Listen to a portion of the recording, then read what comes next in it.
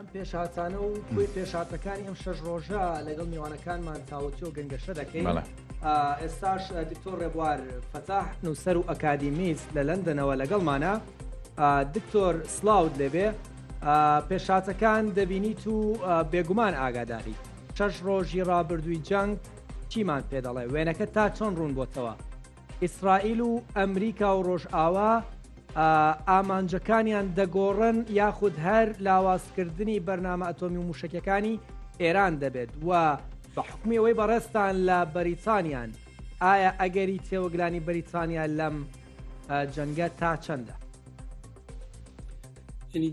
هەموو کامپینێکی سەربازی ئامانجێکی سیاسی هەیە، گومان لەوەدانە ئامانجی سیاسی ئەم جەنگەی ئیسرائیل و سلاش ئەمریکا لەسەر ئێران ئەوەیە کە ئێران دەستبەرداری هەموو پیتاندنێکی یۆرانیەم و هەموو جۆرە چەکێکی دیکە بێت کە بتوانێ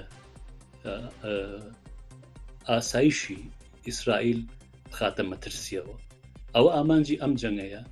بەڵام بەوەی کە شەش ڕۆژ بەردەوام بوو ئێران هێشتا ئەمڕۆوە تا موشەکی ناردو و ئێستا بە ئاسمانەوە، مانای ئەوەیە ئیسرائیل و ئەمریکا شکستیان خواردۆ لەوەی کە بتوانن ئامانجی خۆیان بپێکن، چونکە وەکۆزانی کە ئەو جەنگا بەردەوامە بێت وڵاتانی دەور و پر زۆر نیگەرانە بنەوە. سا تورکیا گەلێک نیگەرانە، نەک لەبەرەوەی کە ئیسرائیل پەلاماری بە، بەڵکو لەبەرەوەی کە ئاسایشی ناو خۆی تێک بچێت. ڕەنگە وڵاتانی دیکە عێراق ئەوانە هەموو نیگەرانن لەو جەنگە. ئەم جەنگە ئەوەنگە بەردەوام بووە کە بمە ترسیەک لەسەر هەموو لایەنێک کە ڕاستەوخۆ یا ناڕاستەوخۆ پەیوەندی و ئێرانەوە هەبێت. بەڵێ کاک دکتۆر، لەوەی کە وتت تورکیاش نیگەرانە بە تایبەت لە دۆخی ناوخۆ ئەم جەنگە، بۆچی پەیوەستە بە دۆخی ناوخۆی تورکیاوە؟ یعنی بابەتەکە کورت لێرە ئەبێتە ئەو نیگەرانیە بۆ تورکیا یاخود شتێکی دیکە هەیە؟ نەخێر، یعنی هەر مێژووی مرۆڤایەتی پێ دەڵێ کە دەوروبەر ئاسایشی دەوروبەر تێگەچێت، ناخۆش خەڵک فرسەت بینێتەوە بۆ ئەوەی کە ڕژێمێکی بە تایبەتی وەکو تورکیا کە دیارە ئوردوغان بەڕاستی لەناو تورکیا ئێستا پۆپیلەر نییە، لەبەرەوە ڕەنگە خەڵکی تورکیا خۆیان دژی ئوردوغان ڕاپەڕن، یا لە عێراقا ئەگەری ئەوە هەیە کە ئەوەی کە دیمان لە تشینە کە بڵین بزوتنەوەی تشین ڕەنگە جارێکی کە سەر هەڵداتەوە. یعنی گرفتەکە لەوایە کۆمەلگای نێودەوڵەتی نایەوێت نادیار بێن، حەزی لە گومان نییە، چونکە ئێستا هەموو ناوچەکە داهاتووی نادیارە هەر بە قسەکانی ئوردوغان و پاکستان و هەموو ئەو وڵاتانە ئەیبینیت کە هەموو لایەک نیگەرانە لەوەی ئەم جەنگان نەیتوانیوە وەکو پێشووتر بە چەند سەعاتێک ئامانجی خۆی پێشێت.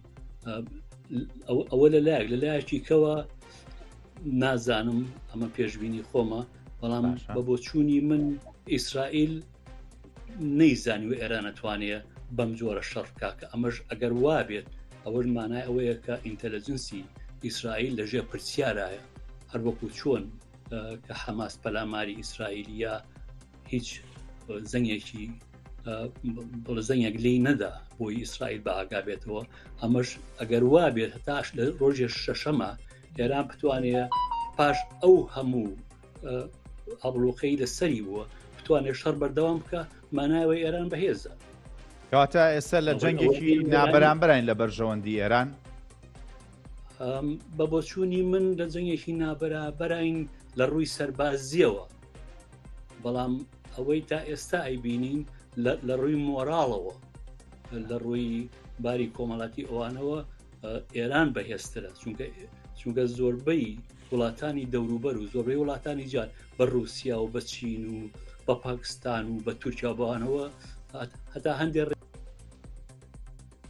ڕێکخراوی نێودەمین ئەمڕۆ پژیان بۆ ئێران دەربڕیوە.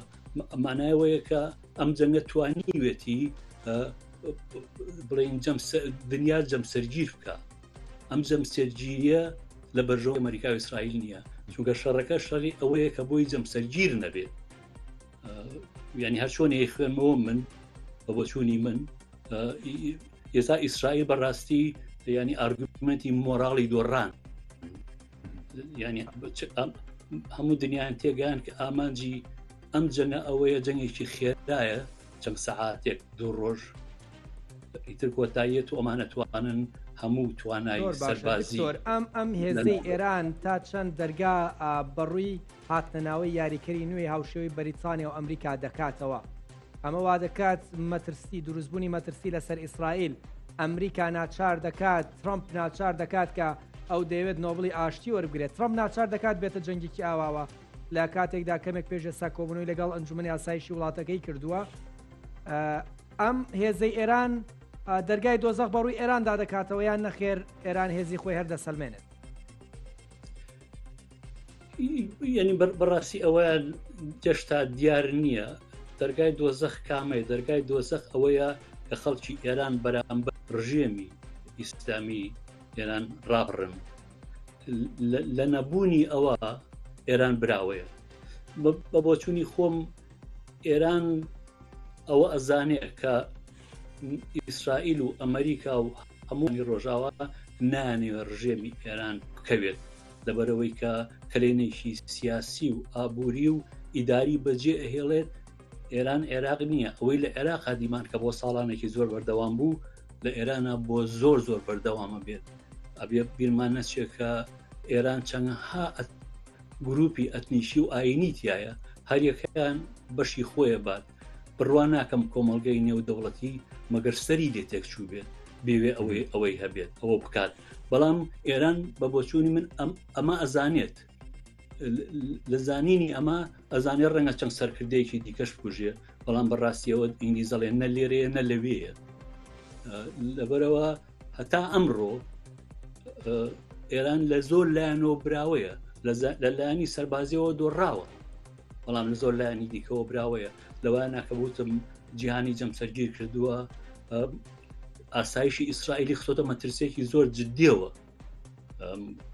هەموو ئاگادارین کە هەموو دیبلۆماتەکانی کە لە تەلەڤیڤ بوو لەوێ بوون هەمویان ناردە دەرەوە. پێشتری وایە نەزانیمە جەنگێکی خێرایە لەوێ ئاتوان بمێننەوە.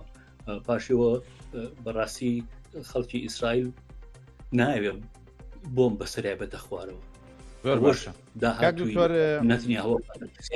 پۆتین قسەی کردووە پەیمانی استراتیژی نێوان رووسیا و ئێران ئەمانگی سەربازی لە خۆ ناگرێت، بەڵام هەر وتوێتی کەرەسەی سەربازیمان پێشکەش بە ئێران کردو و پەیوەندی بەم قەیرانەی ئێستاوە نییە، یاخود ئەمەی کە جەنگ بەرپا بووە لەگەڵ ئیسرائیلە، بەڵام هی پێشتریانی ڕێکەوتنەکە. باسی ئەو جەمسەرگیریەشت کرد کە ئێران ئیسە جیهانی جەمسەرگیر کردووە. چاوەڕێ دەکرێت بە فەرمی لە دوای بڕیاردانی ئەمریکاش بێت بۆ جەنگەکە ئێرانیش پاڵپشتی کراو بێت، یاخود پاڵپشتی بکرێت لەلایەن وڵاتانی ترەوە بۆ بەرەنگاربوونەوەی رووسیا بە تایبەت چین کە بتوانێت هاوکاری ئێران کا لە بەرامبەر ئەمریکا و ئیسرائیلدا؟ ئەنی ئەگەری چاوەڕوان کراوەمە ئەگەرێک دیارە هەم رووسیاش و هەم چینیش و هەم پاکستانیش و هەم جاپانیش و هەندستانیش ئەمانە هەموو لە بڵین لە بەهێزی ئیسرائیل ئەترسن. ئەم جەنگە پێشتر ئەبووە جەنگێکی خێرا بووە، بەڵام ئێستا ئیسرائیل وەکو بڵێ بای باڵی خۆی ئەیە، بە ئارەزوی خۆی بە ئاسمانی خۆرهڵاتی نێوەندا دێت و دەچێت. ئەمە هەموو ڕژێمێکی عەرەبی و ئیسلامی ئەو ناوچەی خۆتە مەترسیەوە، چونکە هیچ لایەنێک نایەوێت ئیسرائیل بێ بە هێزێکی واکە کەی بیەوێت وڵاتێ لە ناو بەریە. سووریا لە ناو بردووە، کاریگەری گەورەی هەبوو لە عێراقا، کاریگەری لەسەر ئێران هەیە. چوارەم شوێت وابزەم باخچەلی بوو وتی دوای ئێران دوم ڕۆژی جەنگەکە بۆتی ئەبێت ناوخۆی ئەبێت تورکیاش لە خۆی بترسێ، یاخود ئەمە هەڵوێستەیەک بێ بۆ تورکیاش بەرامبەر بە دەستێ وەردانەکە. ئەمە ئەو بکەم بە پرسیارێک دکتۆر، ئایا ئەو بەرەی ئیسرائیل کە دەیەوێت ئەم گۆڕانکارێن لە ڕۆژهڵاتی ناوەڕاست بکە تەنها ئیسرائیلە بە تەنهایە نەخێر بەریتانیا، ئەمریکا، زلێزانی دیکەی ڕۆژاوە ئەوانیش هەر هەڵگری هەمان سیاستن، هەمان استراتیژیانەیە و دایانەوێت ئەم گۆڕانکاریە ڕوو بدات؟ کۆمەڵ شتر لە یەک جیاکەم پرسیارێکی زۆر جوانە. یەکێتی ئەوروپا جیاکەمەوە جیاکەمەوە تەمەنی بەڵێ بەریتانیا جیاوازە لە یەکێتی ئەوروپا، ینی بڕوان ناکەم ئیسرائیل بتوانێت هیچ هەنگاوێک بنێت ئەگەر ئەمریکا ئاگادار نەبێت. بڕواژ ناکەم ئەمریکا مەگەر ترامپ جیاواز بێت ناوەڕاست ئەگەر پەیوەندی بە بەریتانیاوە نەکات. یعنی ئەمە بەرێشی چونکە چەندەها جار بەرپرسانی ئەمریکی وتوانە کە ئاسایشی ئەمریکا ئاسایشی ئیسرائیل ئاسایشی ئەمریکایە.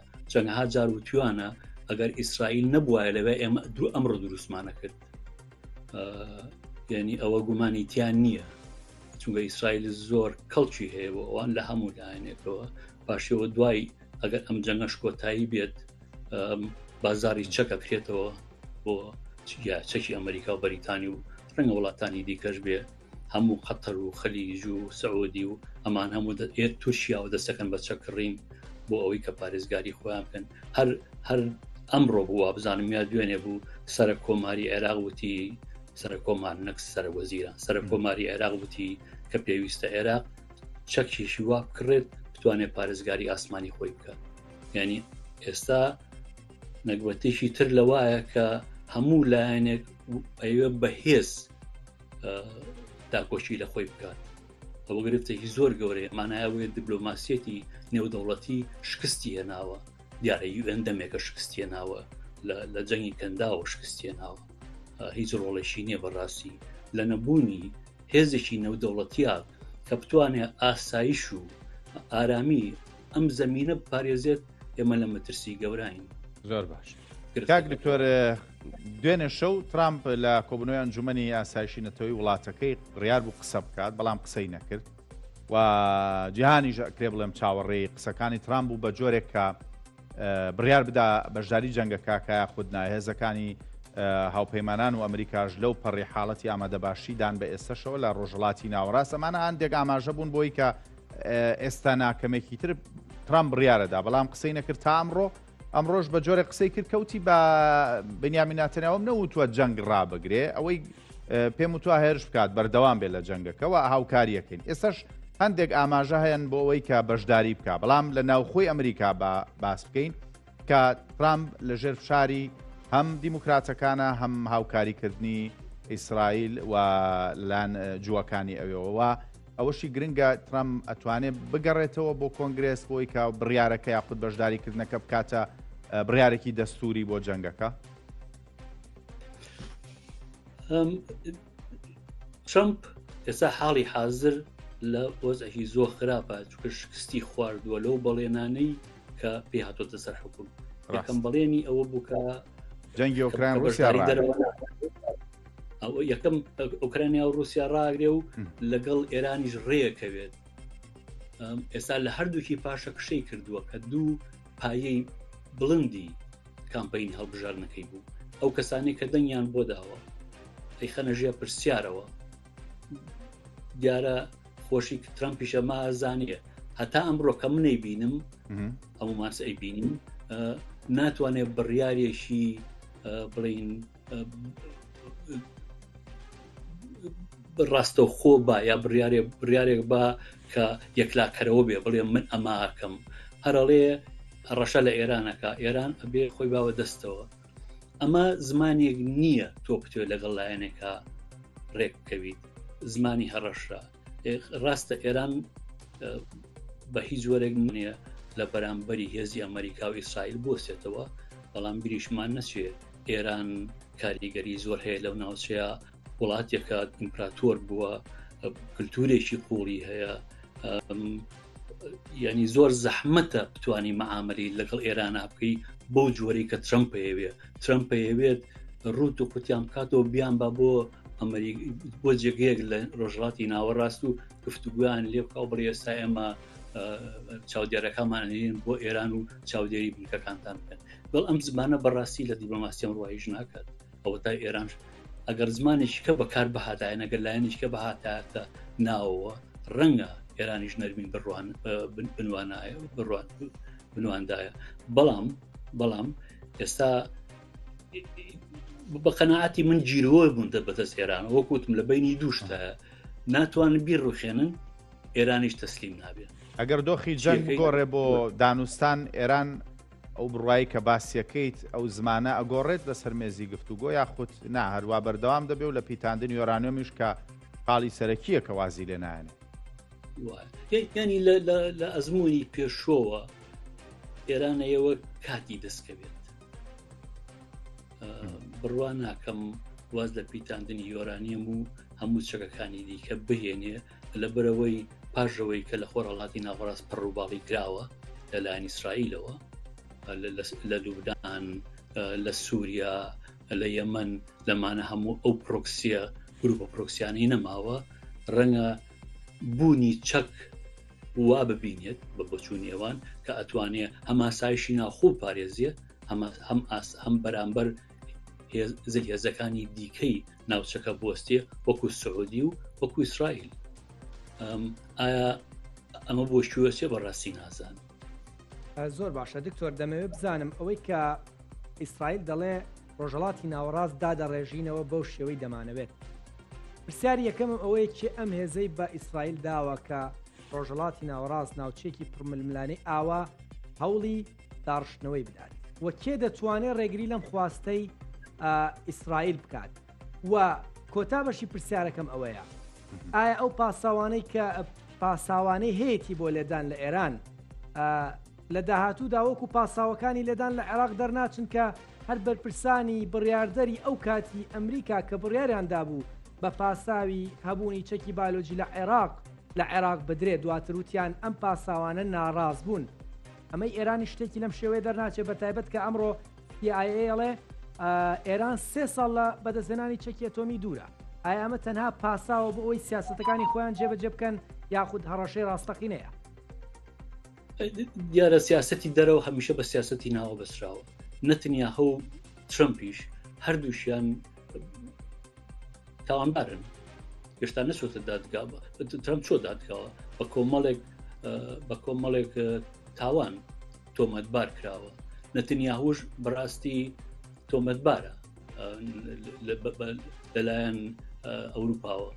یعنی بەردەوامبوونی خۆیان ومانەوەی خۆیان ئەبەستن بە شەڕی دەرەوە وەکو بڵێیت دوژمنێکی خەیاڵی دروست دەکەیت بۆ ئەوەی خۆ بمێنیتەوە. تورکیا هەمیشە کورد دوژمنێکی خەیاڵی بووە کە ئەو کەسەی لە حکما بووە یا حیزبی لە حکما بووە توانیوێتی خەڵکی تورکیای پێ بخڵەتێنێ بۆ یەکە ناوی کورد دەهێنێت هەر بە هەر تورکیا بڵێ من کوردم یەکە ڕاجەقی لێتە. نەتەنیاهوش هەمان سیاسەتی هەیە. ئەوێ شکستی خۆی لە ناو ئیسرائیلە لە غەزا لە ناو ئیسرائیلات لە پێشێرکردنی مافی مرۆڤ لە واکایوە دەسەڵاتی دادوەری بکا بەشێک لە حکوومەت زۆر شتی دیکەی ناوخۆ هەر زۆر وەکو ئوردوقان ئەوێ بیکا بە دەسەڵاتێکە بەدەست خۆیەوە بێت. ئەمانە هەمووی لە شەڕێکی ناوخۆ شارێتەوە. دەنا بگەڕێمەوە پرسیارەکەت دەنا نەتەنیاهو ئیسرائیلیش و ئەمریکاس هیچ لایەنێک حەقێکی نەمۆڕاڵی نەقانونی هەیە بتوانێت نەخشەی خۆرهەڵاتی ناوەڕاست بگۆڕێ. وە ڕەنگە من حەز بکەم بەڵام حەز شتێک ئەوەی لەسەر شتێکی هەیە. بۆچی ئەتوانن وا بکەن لەبەرەوەی دەستگایەکی نێودەوڵەتی نەماوە وەکو UN کە بتوانێت ئاسایشی ناوچەکە پارێزێ. وەرەگەس ئەگەر ئەنجومەنی ئاسایشی UN کارا بووایە ئێستا ئەیتوانی بە ئیسرائیل بێنەخێن ناتوانین وا بکەین. بەڵام ئێستا هەموو لۆجیکەکەەوە بە لۆجیکی هێز ئەوەی هێزی هەبێت ئەتوانێت لایەنێکی کە زایی بکە. ئەمە کۆمەڵگایەکی نێودەوڵەتی نییە ئینسانی عاقلی تیاابێ. ئەمە جەنگڵێکە ئەوەی بەهێز بێت توانێت بیکە بخوات. بڕوان ناکەم هیچ کەسێک و هیچ لایەنێک لەسەر ئەم زەمینە جگە لە نەتەنیاهو و ترەمپ نەوێ حەزی بەم لۆجیکە هەبێت. گرفتەکە لەویایە. ئەواتە پاساوی هەبوونی چەکی ئەتۆمی پاساوەیە هەر بەڕاستیە ڕەشەیە. باسی منەکە بایۆلۆجیەکانی سەدام حوسێنم کرد. بەڵێ عێراق ئەوە هیچ ئەوە شکستێکی گەورە بوو. ئەمڕۆ وتارێک نووسی بوو. ئەوە شکستێکی زۆر بە هینگلیزی شکستێکی زۆر ڕۆژاوە ئەم ئەوەی بەڵێ بۆ ئەمریکا و بۆ ڕۆژاوە شکستێکی زۆر گەورە بوو کە هەمویان چوونە ئەژێر ئەو بارەی کە ئەمریکا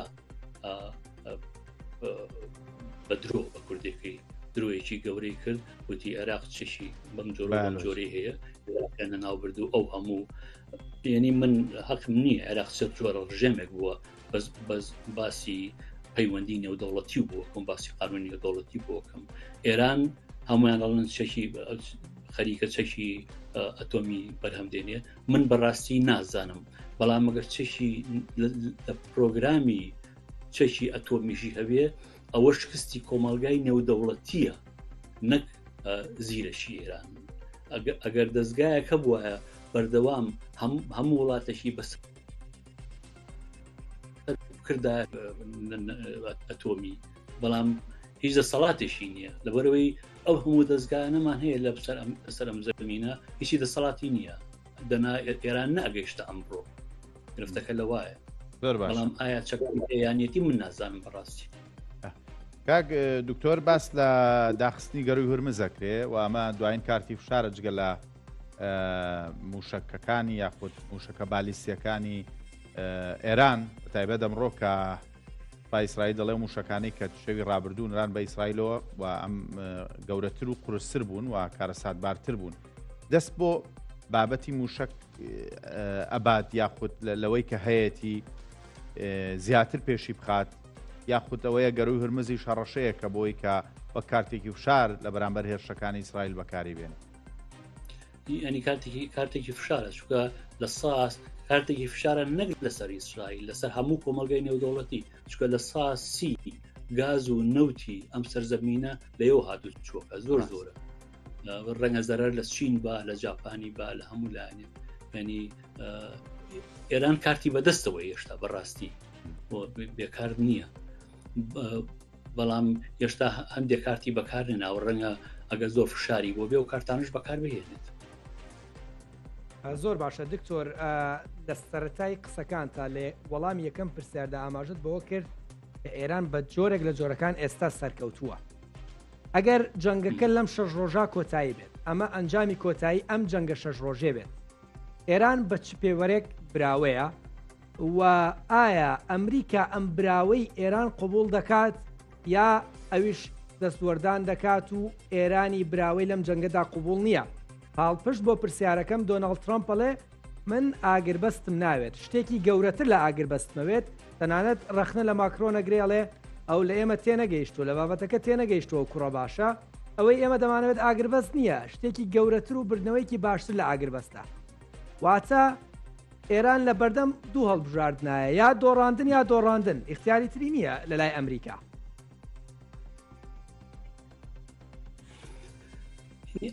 ئەگەر جەنگەکە ئێستا بوەستێت دیارە ناوەستێەوە سبێتەوە ماڵەوە ئەوەستێ بۆی گفتوگۆ بکەن ڕاست بەڵام ئەگەر جەنگەکە بوەستێ بەبێ ئەوەی ئیسرائیل لەگەڵ ئەمریکا ئامانجی خۆیان ئامانجی سەربازی خۆیان پێکا بێت بۆ ئەوەی کە پرۆسەیەشی سیاسی بەسەر ئێرانە پسە پێنن ئەوە ئێران براوەیە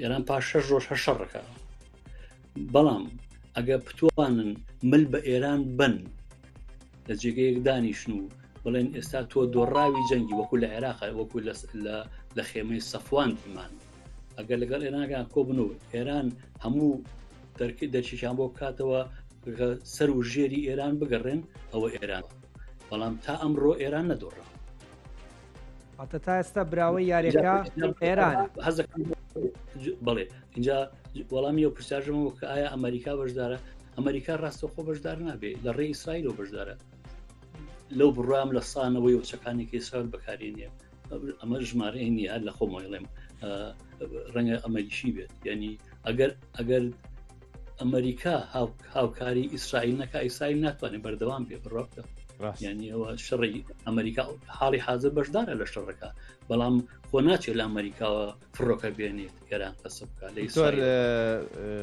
ئەما کەمە دوا پرسیار لە بەرۆی ئەوەندەی بە ئێمانوت هەرەوەندە وەختە دەیە سپاس دەکەین کە وەختەیە بەڵام ئێستا لە ئیدارەکەی بنیامین ناتەنیاهۆ 5 بەرەی جەنگ بەرامبەری ئیسرائیل هەیە بۆ نمونە لە غەزا لە لوبنان لە دژنەوەی حەماس و وەلەو لاشەوە حزب وڵای لوبنانی و حوسیەکانی یەمان و گروپە چەکدارەکانی سووریا و لێرەوە ئێران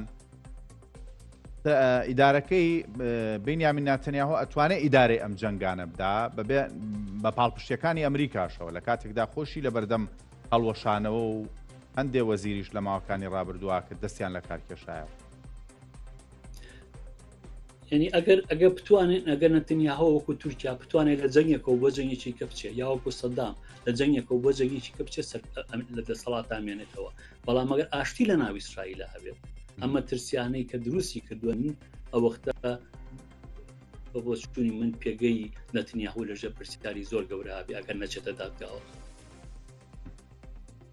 زۆر باشە، زۆر سپاس بۆ دکتۆر ڕێبار فەتاح نووسەر و ئەکادمیست کە لە لەندەنی پایتەختی بەریتانیاوە لەگەڵمان بووی. سپاس بۆ کاتێک کە بە ئێمە و بینەرانی زوومت بەخشی. سپاس بۆ وەڵامی پرسیارەکان و شیکەرەوەکان.